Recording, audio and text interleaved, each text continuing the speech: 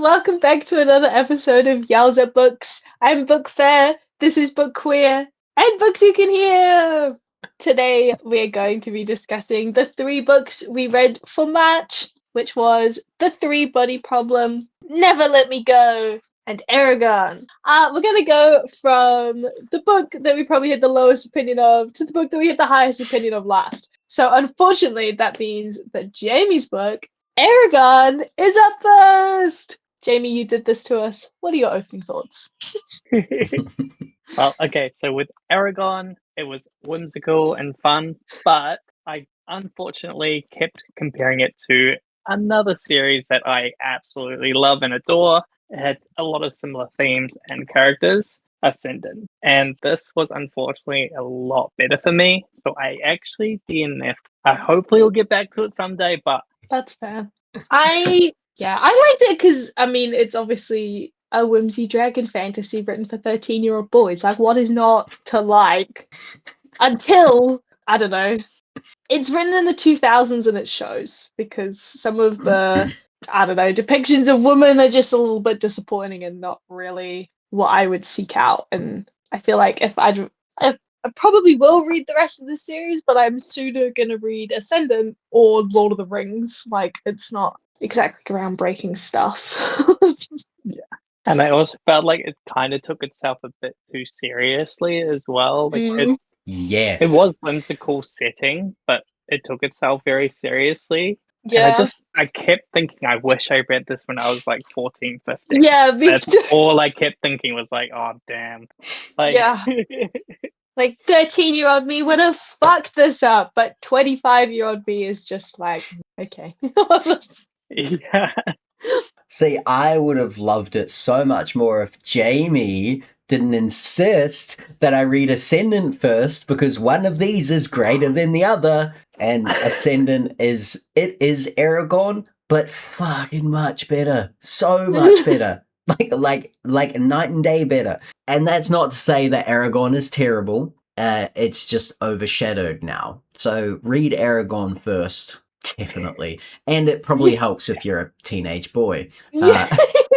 However, like I love young adult fiction and children's fiction, so like that didn't really have much to do with why I didn't enjoy this one so much. It's just in the same month I listened to Ascendant, the movie, which I haven't seen in 15 years. I just came up with a good video idea. Let us know in the comments if you think this is a good idea. All three of us should watch that movie, because I'm sure like you guys haven't seen it in like fucking 15 years either. Yeah.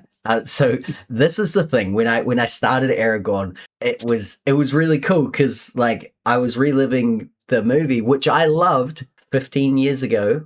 Actually, probably even longer, man. But I loved it, man, and it was such a good movie. And the beginning of this book, yeah, it was quite similar to the movie. I was like, oh yeah, this happens in this, and yay, oh there's Brom and all this shit. It does spiral away from the movie. Quite quickly though, so that whimsy didn't last too long. However, the reason why I think that we should watch the movie together and like do a video essay on it or something is because I thought this movie was awesome, and apparently apparently I was wrong about that. So gonna have to take the rose-colored lenses off for that one. I was just a little kid, man. Of course, I thought it was awesome.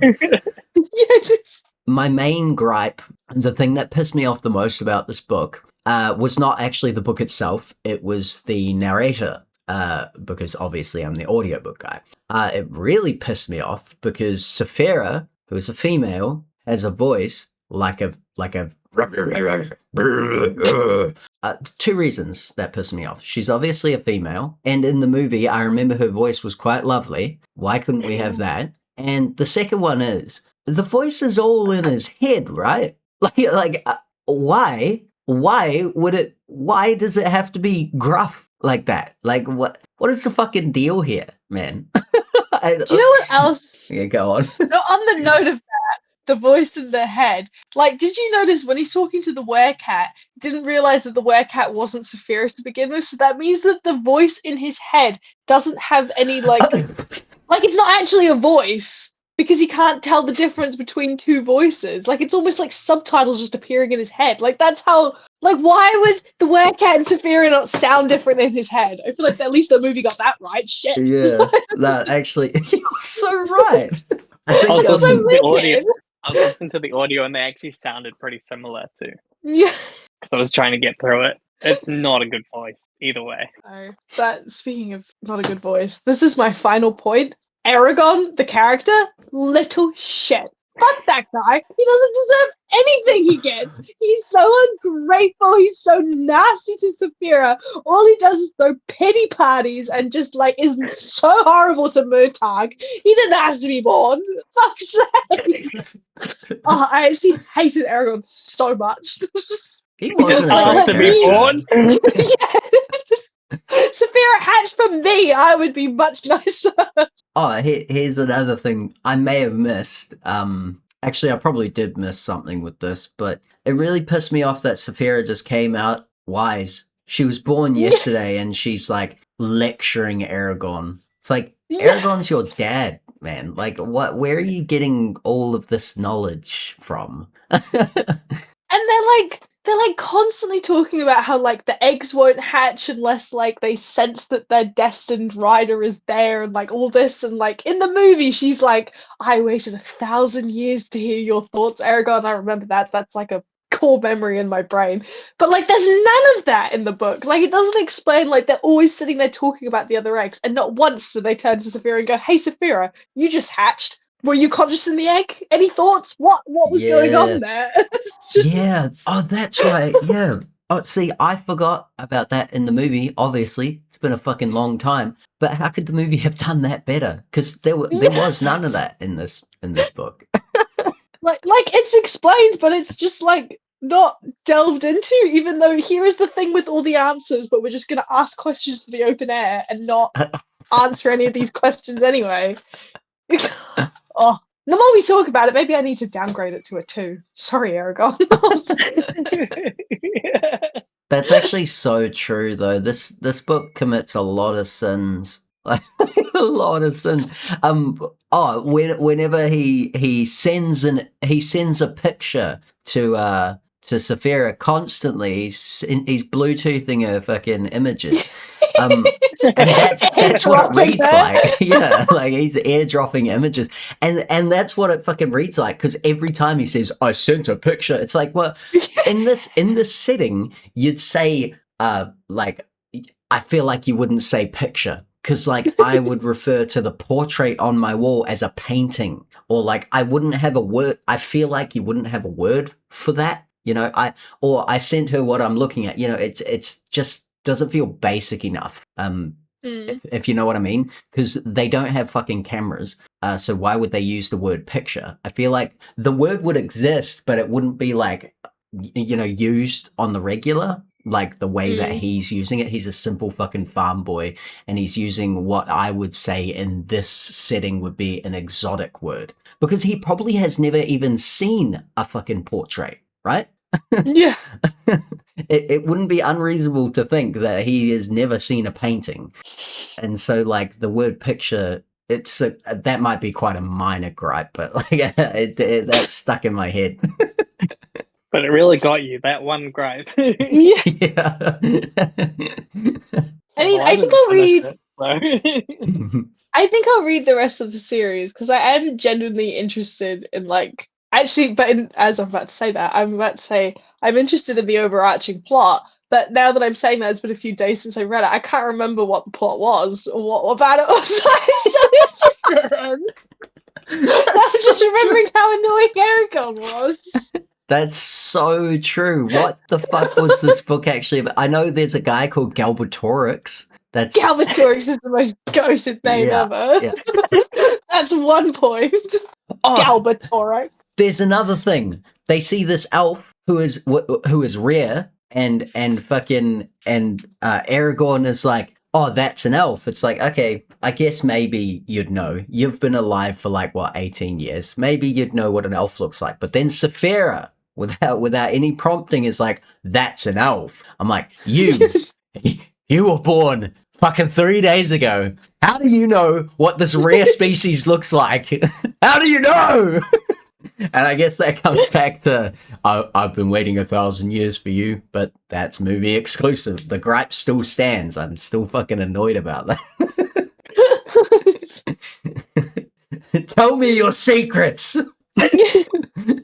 I did like Brom as a character, though. Brom Yeah, I like Brom was quite too. cool. I was just imagining him as the guy who plays him in the movie the whole time as well. Yeah. And, like, he keeps talking about his white hair and massive beard. I'm like, no, he doesn't. Yeah, He's just, like, absolutely not. You're He right. looks like everyone's uncle who works on a farm. Yeah. Who is Oh, that guy? Like, that actor's in something else that's like Brom-esque. no idea. One thing that I found really cringe, and this might just be, this is just a personal gripe, is having words for your magic. Unless you're Tolkien, you shouldn't do that. Well, the thing about Tolkien is he came up with a language and then wrote books around that language. Like that's the difference here. I mean, I feel like I actually don't mind it, but that's probably because I've just been like aware of Eragon and like Brisinga, specifically that word, like my entire life. So it just feels like one of the first to do it, so it's okay. Yeah. I suppose a lot of the problems I have with this book, you're right. Like I'm a modern person. I imagine even if I was this age back when it came out, I would have liked it a lot more. The book has aged terribly.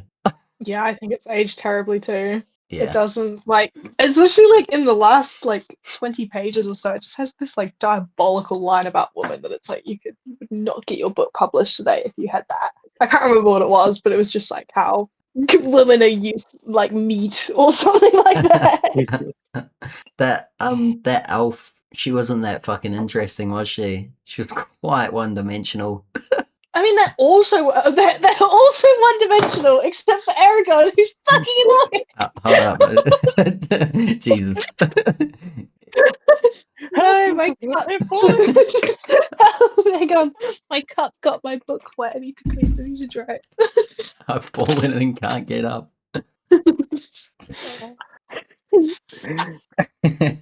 So feminist that your phone fell down. What can I say? I am the matriarch. I feel bad. This is my phone stand right now, and it just got so wet. That is an expensive phone stand. I think we successfully ripped that to shreds. Yeah, no, thanks for that pick, Jamie. Oh, you're so welcome. No, actually, no. Thank you for everyone. Ascendant. Thank you for making me read Ascendant first. So, to anyone out there, read Eragon before Ascendant so that you can appreciate. Eragon is not a terrible book. It might be a terrible book, though. Anyway. I just want to say, Finn, that you were going to read Eragon first, and I said yes, you should, and then you didn't. I can still blame you. I'll can. figure a way. Well, you're going to. I'm a narcissist. I can figure a way to blame anyone except for myself. But I do have the receipt. Don't you ever try and make me take accountability. Because we talked it out. You're like, should I read it? And I was like, oh no, maybe we should read Eragon first. Maybe we'll all read it for our book club. Oh, yeah. Okay. Yeah. It's still your fault. Anyway, let's move on to... So that was Eragon, everyone. And I guess we're going to move on to the 3-body problem next. Finley.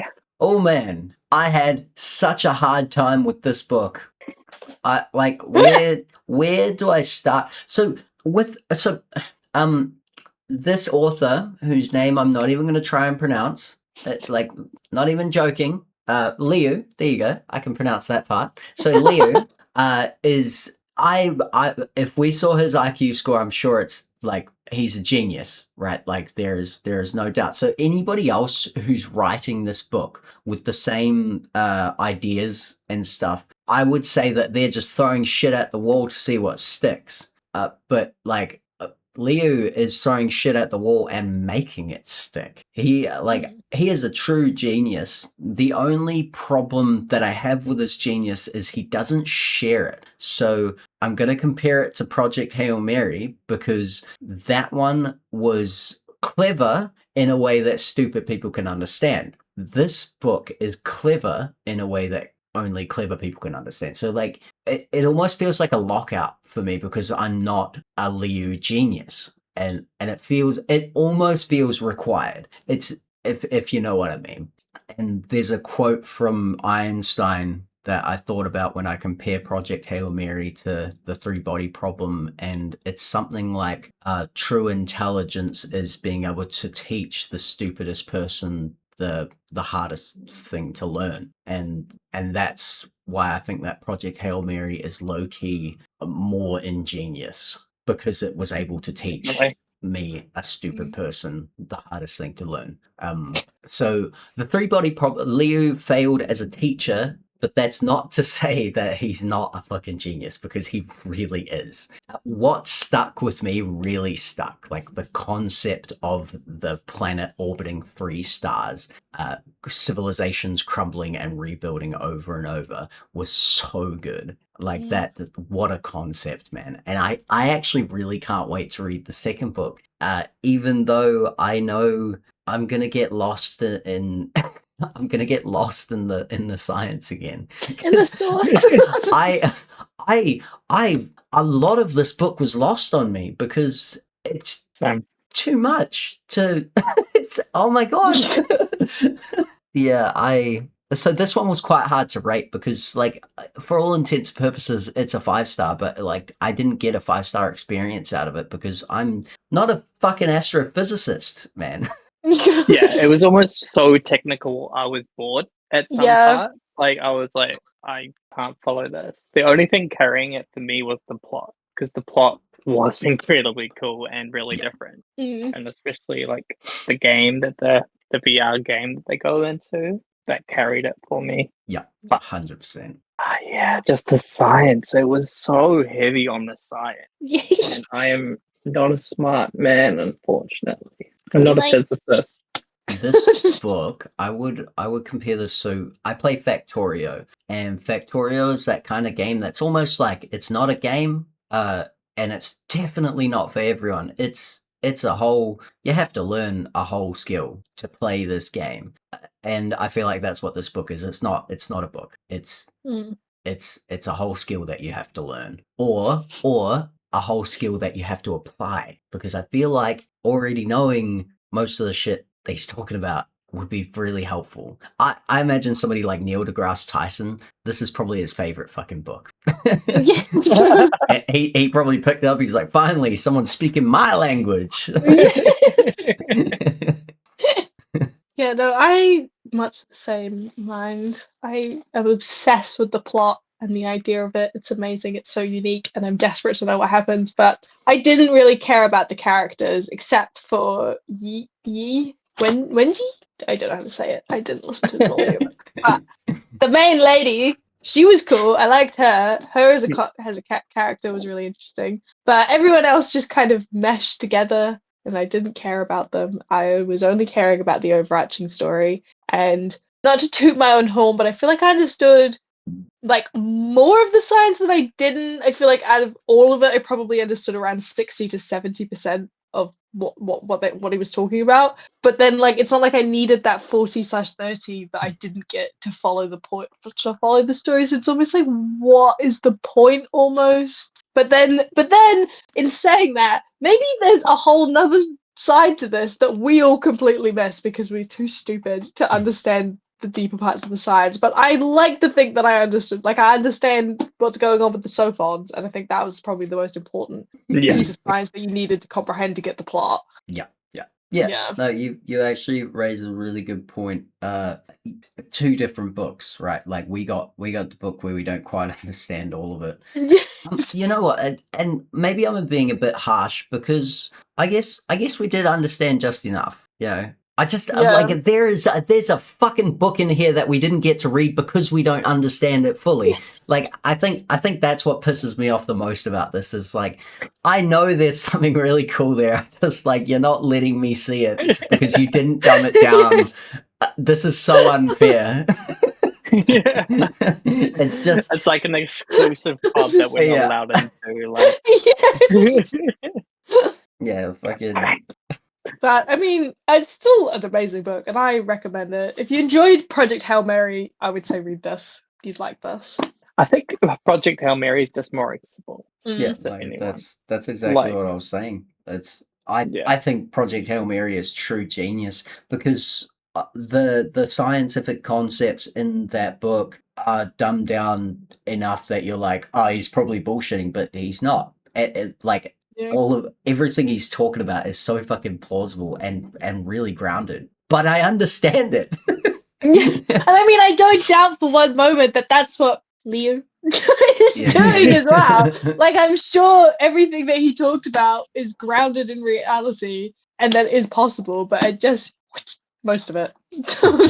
I think on a second or third reread, I'm gonna finally understand a bit. You know what? I think that this book can teach you. I think that there is a lesson in this book to be able to understand it. Yeah, I think because there was a lot of times where like he'd be using like what do they call them? What are those things called? Like a metaphor or a thought experiment to like explain a concept. Like it's characters talking to each other, but really it's him trying to explain it to the reader. And like there was quite a few times where I was like, "Yep, I'm following. I'm liking it. Where are we going?" And then he just like says one complicated word, and I'm like, "Nah, you've lost me. You had me."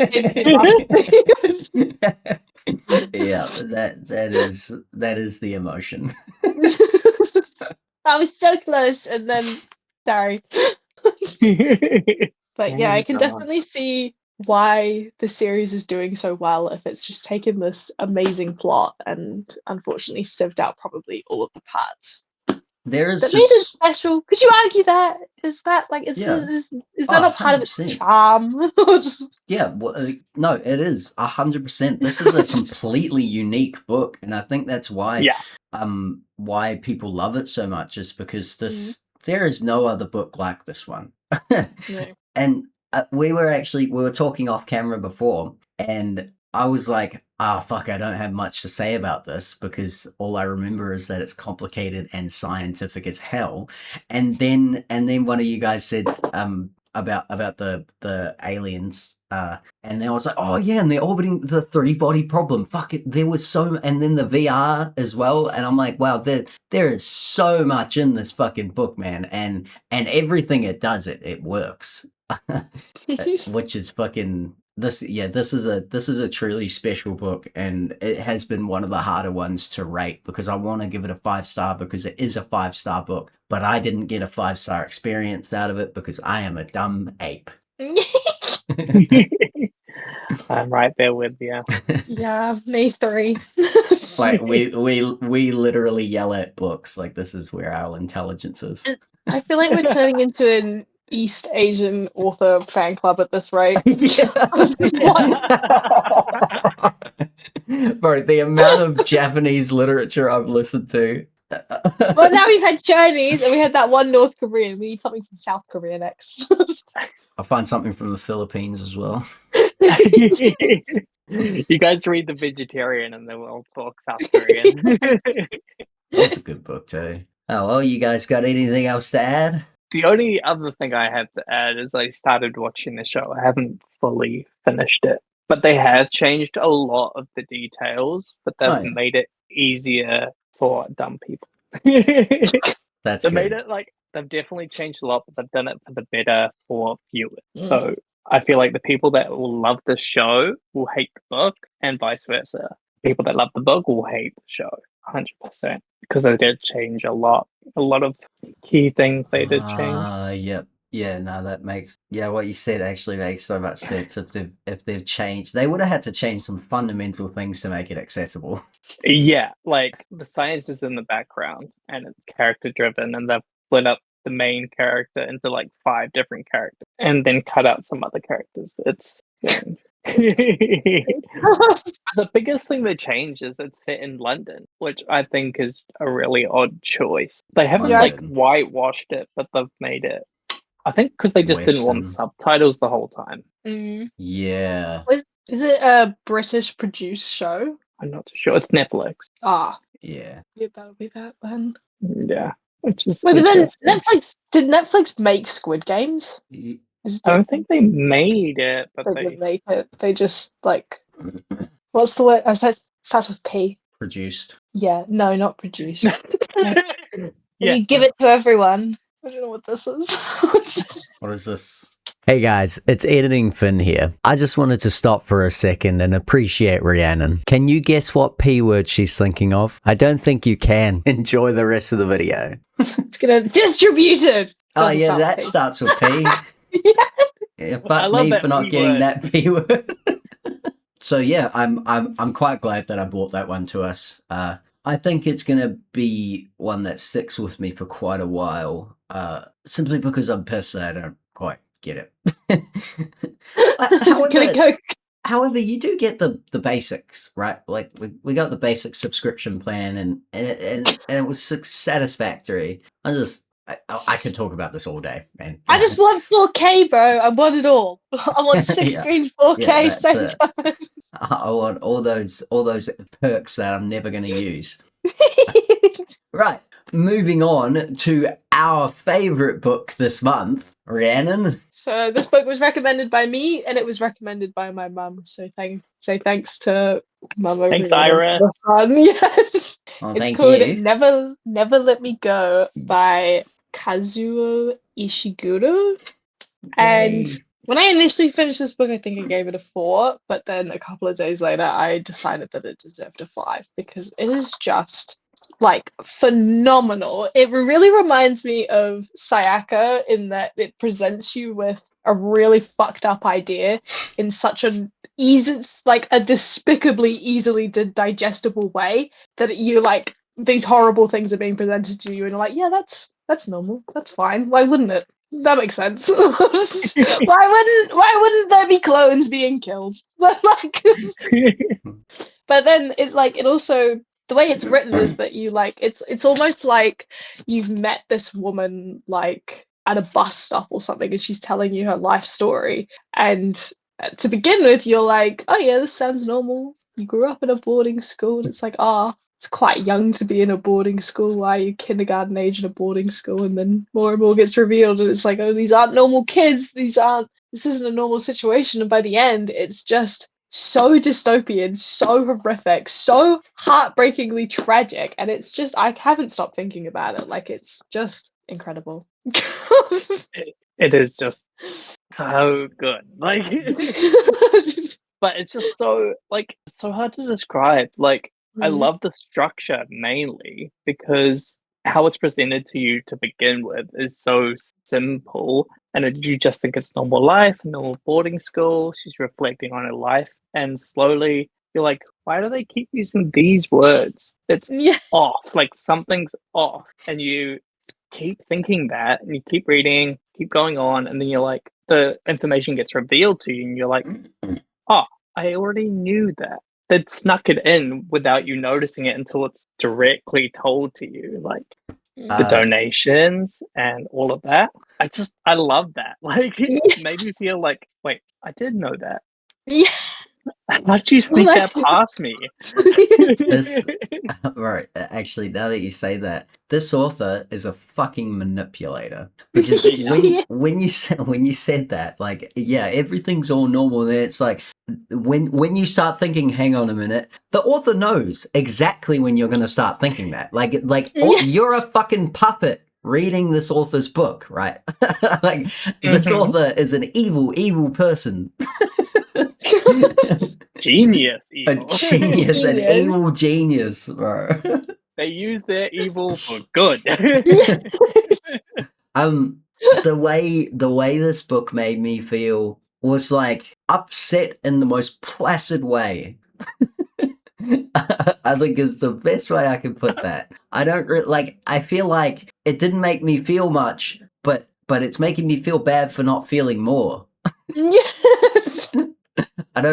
It's quite an emotion this has evoked. And also this one reminded me of that movie with Obi-Wan Kenobi where he's a clone of Ewan McGregor. And so that was what I was thinking. I don't know that movie. It's what was it called? Speaking in tongues? The Island. It's the same fucking concept where they have clones for famous people so that they can have the organs when their organs fail or whatever. And it's Obi-Wan and he's a clone of Ewan McGregor.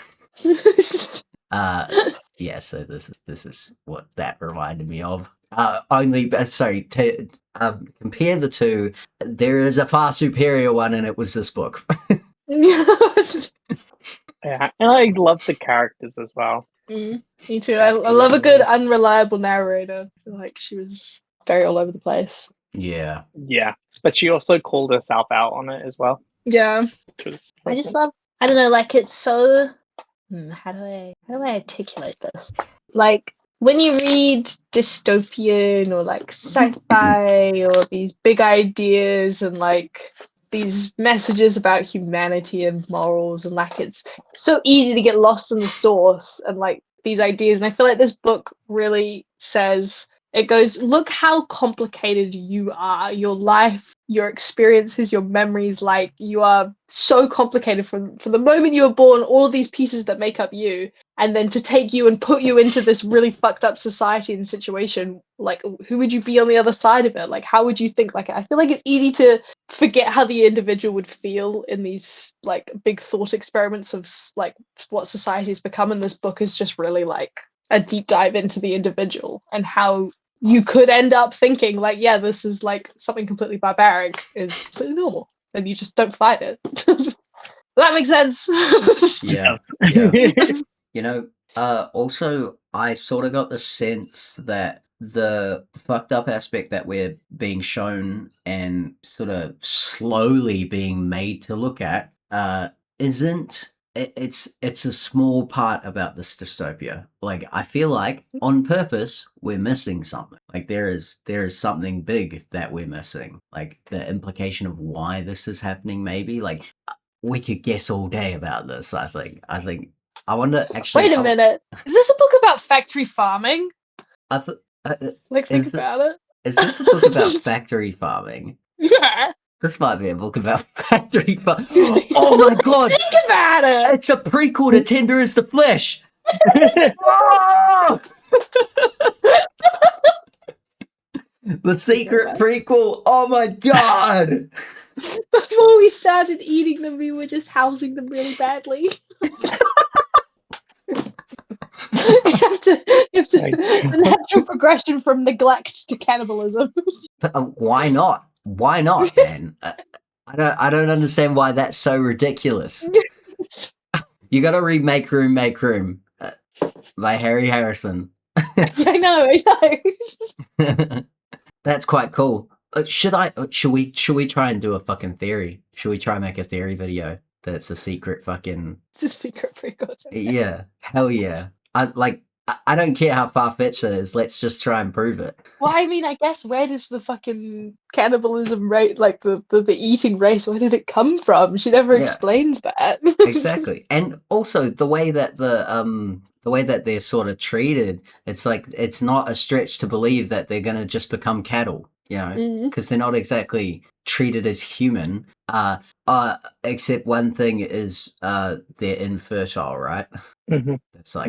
That's like the core of Tender is the Flesh. that she's fertile. Yeah. We could just brush over that. It's fine. They changed it. They changed it so that they can have more meat, right? But no, it's always good to have, when you're making an argument, it's always good to have an objection against you, so it shows that you're self-aware of the point you're making. Actually, this is going to be a fun one. I'm excited. I'm going to listen to that book again. But what if the secret ingredient all along was people? What if the friends we made? What if the organs we made along the way would become our food? Right. Anyway, what else made this book fantastic?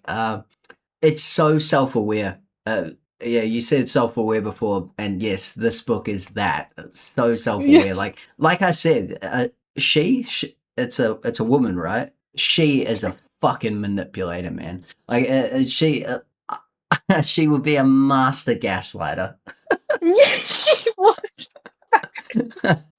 And what was it you guys said to me about the reveal? By the time, wait, no, it's a man. I'm sorry, it's a man. I'm reading the bio.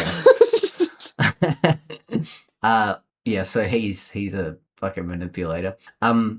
You said about the reveal, and it was so it made it reveals it, but it revealed it in such a way that it just pointed out that you already knew this and sort of made you feel stupid for like you already knew this. Why are you trying to act surprised? It's like, why do you need me to do this? Do You're I right, need you're me to right. spell it out for you? you're right. Then I you- did know this. I wanted to be surprised. Why are you calling me out like that? Like I'm trying to enjoy your book. And you're making me enjoy it a lot less. I think this was a 5-star actually. Yeah. Yeah. See? All right. This is why book club, right? Because Yeah. I would have stopped thinking about this book a while ago. But like talking about it now, I'm like, this was a fantastic fucking book, man. Wow. Yeah, it's one of those books I can't wait to reread as well. Mm. I love rereading. I'll give it some time and then I'll reread it. Hell yeah. I think it's a movie as well. Ooh, yeah, it is. It is. Is it? Oh, we should watch that too. Yeah. Yeah, hell I yeah. think it's We can do all Keira 3 of them Knightley. from this one. Yeah, fuck. I can't wait to watch a movie together. That's gonna be so fun. Fuck yeah. So we just all right.